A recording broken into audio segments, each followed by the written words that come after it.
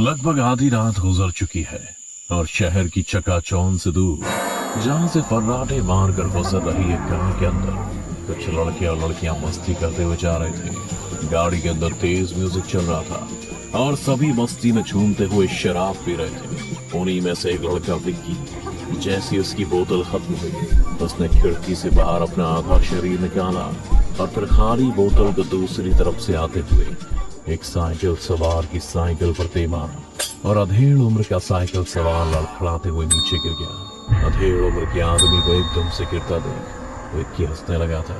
इस पर उस आदमी ने चीखते हुए कहा, अरे पागल है क्या? ये अमीर बाप की औलाद होते ही ऐसे, दूसरों को समझते ही कुछ नहीं। देखना मरेंगे सब के सब। पर कार जा चुकी थी और उस आदमी की बातें सुनने वाला कोई नहीं था। इधर सब लोग विक्की की इस हरकत पर उससे कह रहे थे, ये तुमने बिल्कुल भी सही नहीं किया विक्की। यूं हाईवे पर किसी से ऐसा मजाक जानलेवा भी हो सकता है। हे माते, अब अपना ज्ञान कॉलेज तक ही सीमित रखे। यहाँ मस्ती करने आए, अब तुझे नहीं करनी तो मत कर, पर मुझे मत रोक। अब चल पीछे से बियर पकड़ा। दिया की बातों का विक्की पर कोई असर नहीं होता है और उन दोनों के अलावा भी जो गाड़ी में बैठे थे वो विक्की की सहमति में दिया की हंसी उड़ाने लगे और उड़ाए भी क्यों ना, क्योंकि अक्सर जवानी में ऐसे कारनामे कूल लगते हैं। पर दिया अपने चारों दोस्तों से बिल्कुल अलग थी। उसके 4 दोस्तों में विक्की के अलावा उसकी गर्लफ्रेंड निया, जो उन दोनों के बीच में पिछली सीट पर बैठी थी, और वहीं सतीश अपनी गर्लफ्रेंड प्रेरणा के साथ आगे ड्राइव कर रहा था। उन सभी के बीच सिर्फ दिया ही शांति से बैठी थी। बाकी दोनों कपल अपनी मस्ती में डूबे थे। सतीश ड्राइव करते करते अपने सुट्टे का धुआं रोमांटिक अंदाज में अपनी गर्लफ्रेंड पर छोड़ रहा था, तो वहीं विक्की मियां को जबरदस्ती अपनी बोतल से बियर पिला रहा था। इसी बीच गाड़ी से कुछ टकराया और धम से आवाज हुई कि तभी सतीश ने पावर ब्रेक दबाते हुए गाड़ी रोक दी और गाड़ी में बैठे सभी दोस्त एक तेज झटके के साथ आगे टकरा गए। फिर सब के सब जैसे तैसे नीचे उतरे और देखने लगे कि आखिर वो चीज क्या थी जो गाड़ी से टकराई थी। सतीश तुरंत गाड़ी की डिक्की खोलता है और एक बड़ा टॉर्च निकाल आगे पीछे देखने लगता है। तभी उसकी नजर गाड़ी से कुछ दूर आगे एक काली चीज पर गई। पास पहुंचकर देखा तो वो एक काली बिल्ली थी, खून से लथपथ। प्रेरणा सतीश की बाह को पकड़ते हुए बोली, ओह नो बेबी, बेचारी बिल्ली मर गई। चलो बढ़िया हुआ बिल्ली ही थी, कोई आदमी होता तो फालतू का तमाशा हो जाता।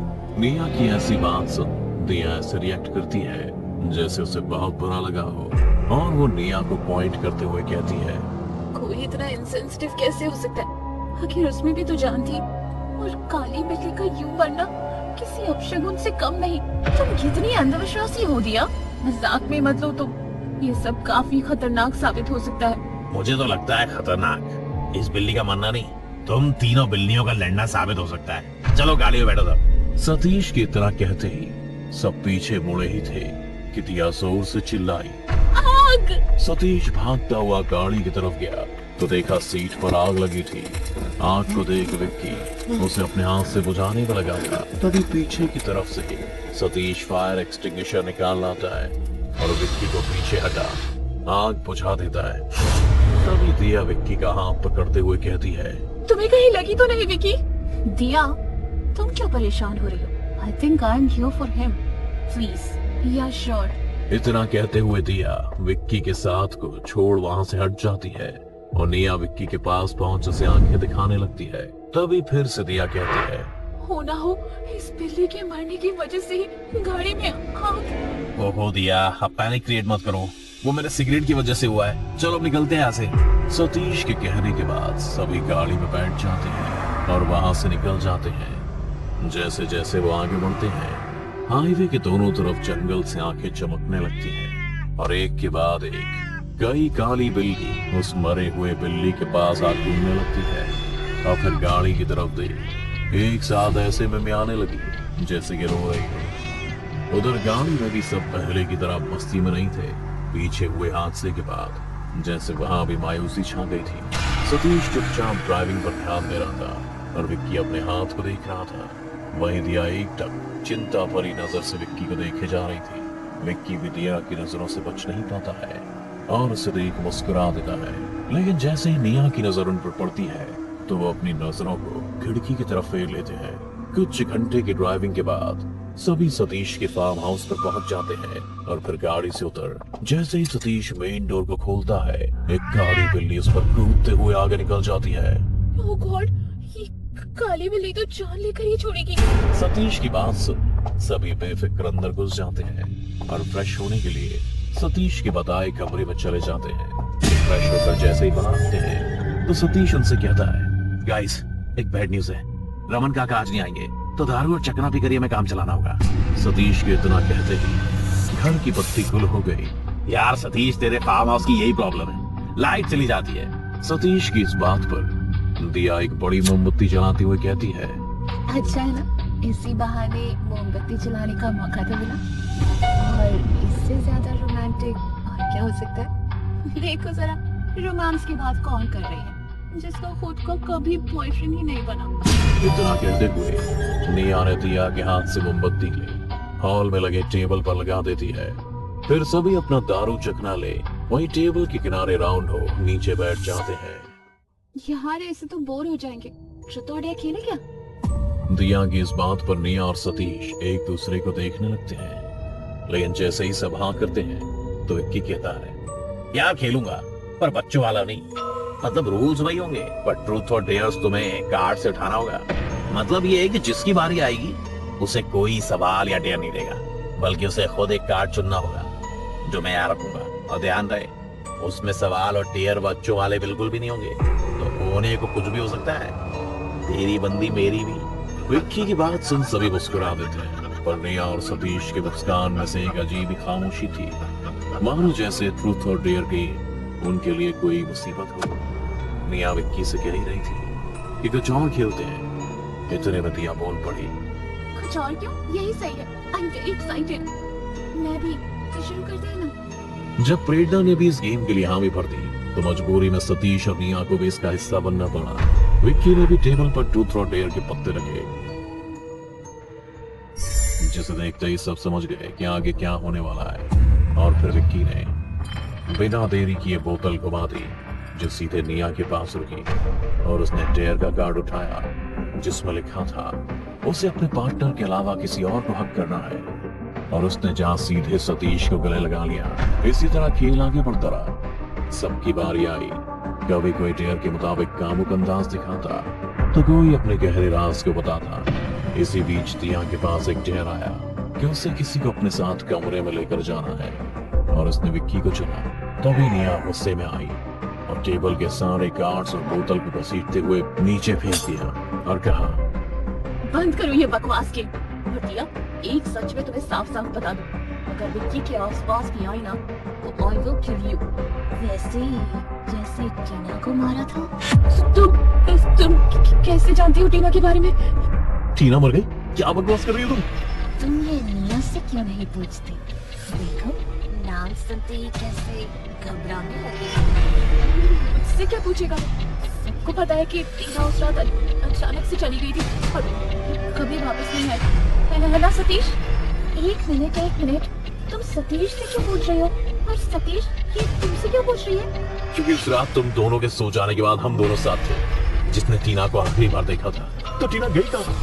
अरे मुझे क्या पता, मुझसे क्यों पूछ रहे हो तुम? निया के खींचने के साथ ही मोमबत्ती जल जाती है और घर में हर तरफ अंधेरा छा गया। सतीश लाइटर से एक बार फिर मोमबत्ती जलाता है, तभी पाता है कि ना वहां दिया है और ना ही निया।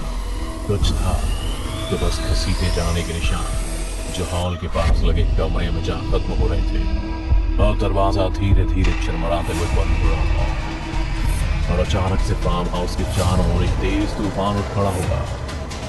तभी दिया के कमरे से तेज चीख की आवाज आई और सभी उसके दरवाजे पर पहुंच गए और दरवाजा खोलने के लिए कहने लगे, पर अंदर से किसी की कोई आवाज नहीं आई। फिर अंत में विक्की ने दरवाजे को धक्का देकर तोड़ दिया और पाया कि अंदर निया और दिया बेहोश पड़ी है। विक्की ने निया को थपथपाते हुए होश में लाने की कोशिश की। होश में आते ही निया डर के मारे बड़बड़ाने लगी। सिर्फ सच कहूंगी और जो कहूंगी वो करूंगी, मुझे भागना मत। निया की हालत देख प्रेरणा उसे संभालने लगती है और विक्की दिया को जगाने लगता है। पर ये क्या, उसकी तो सांसें रुक गई थी। विक्की जोर जोर से दिया को झकझोरने लगा था, पर उस पर उसका कोई असर नहीं होता है, क्योंकि उसकी जान जा चुकी थी। जैसे ही विक्की ने ये बात सबको बताई, वो सब ये बात सुन घबरा गए और निया डर के मारे भागते हुए टेबल पर जाकर अपनी जगह पर सिर झुकाए बैठ गई। बाकी सब भी उसके पीछे वहां जाते हैं और जोर जोर से बिजली कड़कने लगी थी और तूफान भी आ रहा था। इसी बीच सतीश निया से पूछता है कि अंदर क्या हुआ, पर वो कुछ जवाब नहीं देती, बस सिर को झुकाए हुए कांपती हुई कहती है, सब अपनी अपनी जगह पर बैठ जाओ, वो आएगी हमारे साथ खेलेगी, और अगर किसी ने मना किया तो उसका भी वही हाल होगा जो दिया का हुआ।